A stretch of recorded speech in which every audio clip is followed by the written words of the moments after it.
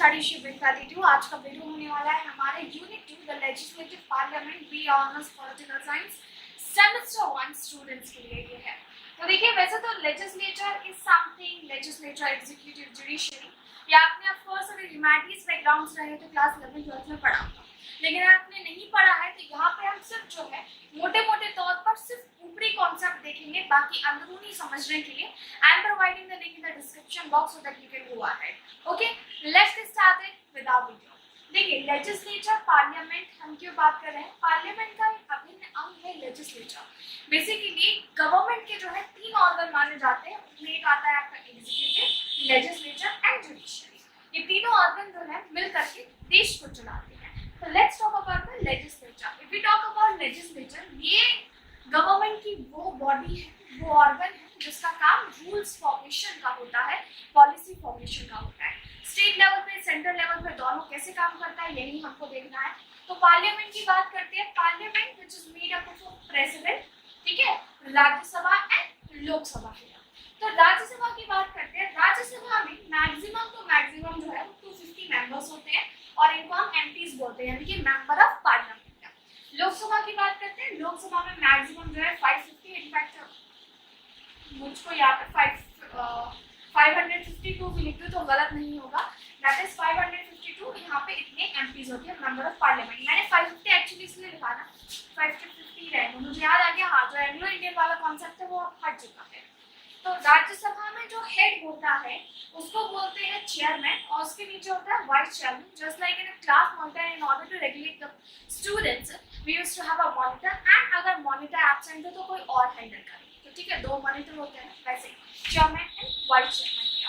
अच्छा, मैं बहुत बेसिक लेवल से आपको समझा रही, बहुत ज़्यादा बेसिक लेवल से।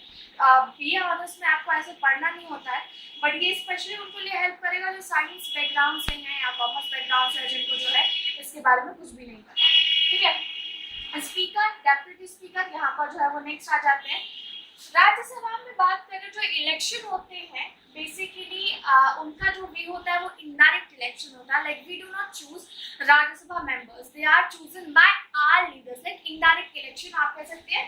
पीआर सिस्टम जो है, प्रोपोर्शनल रिप्रेजेंटेशन, यहाँ पे इस्तेमाल किया जाता है राज्यसभा के इलेक्शन में। इलेक्टेड मेंबर्स यहाँ पे होते हैं 238 एंड नॉमिनेटेड मेंबर्स होते हैं 12। इनको डायरेक्ट हमारा प्रेसिडेंट, हमारे देश का जो है वो राष्ट्रपति नॉमिनेट करता है।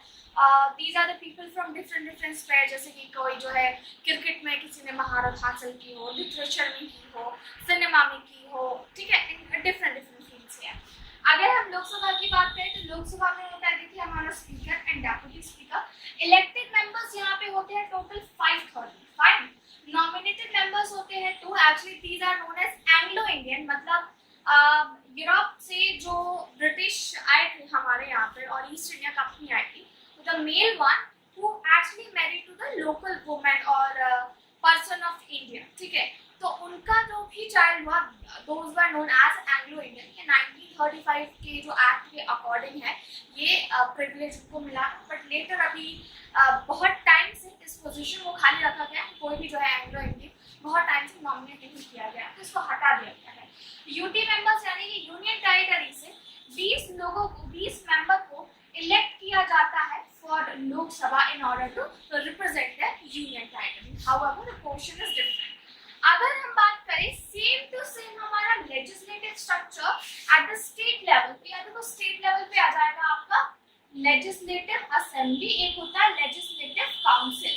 लेजिस्लेटिव असेंबली जो कि आपको ऑलमोस्ट हर जो है स्टेट में मिल जाएगी, और ये है हमारा विधानसभा। ठीक है, और ये लेजिस्लेटिव काउंसिल ये आती है विधान परिषद, जो कि सिर्फ और सिर्फ 6 स्टेट्स में। ठीक है, केवल और केवल 6 ऐसे स्टेट हैं where we have bicameral legislature, means that कि वो इतने बड़े हैं, in order to regulate that we need 2 tier system there.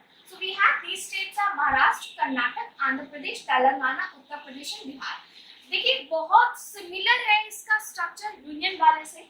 जैसे कि यूनियन में राज्यसभा होता है, राज्यसभा को कभी भी डिसॉल्व नहीं किया जा सकता, बिकॉज राज्यसभा के जो मेंबर्स होते हैं वो हर बार 1/3 अपने आप जो है रिटायर हो जाते हैं आफ्टर एवरी 2 ईयर्स। ठीक है, लोकसभा में ऐसा नहीं होता। लोकसभा का टेन्योर होता है 5 साल का, राज्यसभा का होता है 6 साल का। ठीक है, मतलब ऑटोमेटिकली असेंबली जो है ये कभी डिसॉल्व नहीं होती, बट ये डिसॉल्व हो सकती है, 5 साल पहले भी हो सकती है, डिपेंड्स ऑन द कंडीशन जैसी हो रही है। लेजिस्लेटिव असेंबली यानी कि विधानसभा, इसका भी टेन्योर भी 5 साल होता है, ये भी कभी भी डिसॉल्व हो सकती है, बिफोर एक्सपायरी डेट भी जो है डिसॉल्व हो सकती है।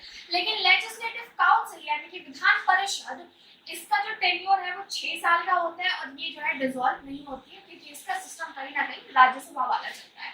लेजिस्लेटिव असेंबली यानी कि विधानसभा में डायरेक्ट इलेक्शन होते हैं, डीई, और इसमें जो है इनडायरेक्ट इलेक्शन होते हैं यानी कि आई।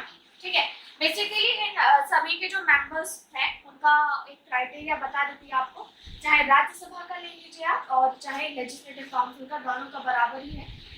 अगर कोई भी व्यक्ति मेंबर बनना चाहता है राज्यसभा का, उसकी मिनिमम एज जो है वो 30 साल होनी चाहिए। ठीक है, लोकसभा का मेंबर बनना चाहता है तो 25 साल होनी चाहिए। ठीक है, और अगर हम बात करेंगे यहाँ पर विच इज हियर, जो हमारा विधान परिषद है यानी कि लेजिस्लेटिव काउंसिल है, इसके लिए भी एज 30, और विधानसभा है इसके लिए एज जो है वो 25, यानी कि कोई भी इंसान जो 25 या 25 साल से ज्यादा का है, they can actually elect for the work here और they can represent.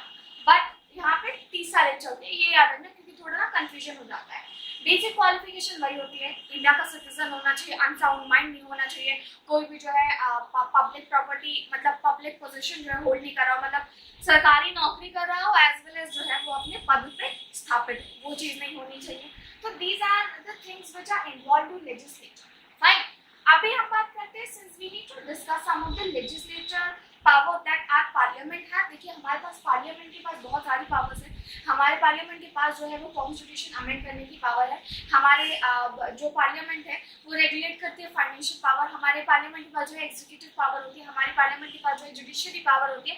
There are many things which are involve to this one. So देखिए लेजिस्लेचर है तो वैसे आपका काफी छोटा सा, मतलब ऐसा कोई ज्यादा बड़ा टॉपिक है नहीं, और आई होप दैट आप समझ रहे। एक और चीज बता देती हूँ, if you wanted to go in a detail, मैं यहाँ पे ना आई बटन ऐड करूंगी। क्लास 11 का पूरा लेजिस्लेचर वाला चैप्टर मैंने पढ़ा है काफी डिटेल में। ठीक है, यहाँ तो मैंने बहुत शॉर्ट किया आप लोगों का, बहुत ज्यादा शॉर्ट, तो आप वो चेकआउट कर सकते हो। याद रखना प्रेसिडेंट एंड वाइस प्रेसिडेंट का रोल जो है, प्रेसिडेंट का रोल जो है बहुत महत्वपूर्ण होता है राज्यसभा में, और जो वाइस प्रेसिडेंट है उसका रोल जो है वो स्टेट लेवल पे बहुत ज्यादा इंपॉर्टेंट होता है। प्रेसिडेंट के खिलाफ कोई भी एलिगेशंस अगर लगने होंगे तो वो इनिशिएट सिर्फ राज्यसभा से होंगे। हम यहाँ पे किसी भी नॉर्मल ड्राफ्ट को बिल बनने का प्रोसीजर यहाँ पे थोड़ा सा मैं आपको बता देती हूँ। बेसिकली कोई भी किसी भी तरह का बिल जो है दोनों ही किसी एक सभा में पास हो सकता है। जैसे अग्री कर दिया एक सभा, मान लीजिए लोकसभा में कोई जो है बिल पास हुआ, सॉरी ड्राफ्ट गया, ठीक है, और बिल आप कह सकते हैं बिल गया यहाँ पे, इन्होंने सहमति दे दी, ये जो है पास होकर के राज्यसभा में गया, इन्होंने सहमति दे दी, वो बिल जो है फिर वो कानून बन गया और एक्ट बन गया। लेकिन सिर्फ और सिर्फ मनी बिल जो है वो राज्यसभा में नहीं जा सकता, because Rajya Sabha is a council of states whereas Lok Sabha is known as house of the people. Here all the members are elected by us and we choose them directly. Rajya Sabha में ऐसा नहीं है और इसी की वजह से इस मामले में इसकी जो है पावर कम हो जाती है, हालांकि राज्यसभा के पास जो है कुछ स्पेशल पावर्स है। That's it for today's video. I can go ahead but wanted to keep you up very short. मतलब हमने ना बहुत I know that की पॉइंट्स हमने मिस किए हैं, लेकिन सिर्फ और सिर्फ आपको एक ग्लिम्स देना था इसके बारे में। बाकी जो आपको मैं पीडीएफ प्रोवाइड कराऊंगी, नोट्स प्रोवाइड कराऊंगी, बहुत ही बढ़िया है, एक बार रीड आउट दे देना उसको, आपको सब समझ में आ जाएगा। Thank you so much for watching it. Let's meet in your very next video. Until then bye bye.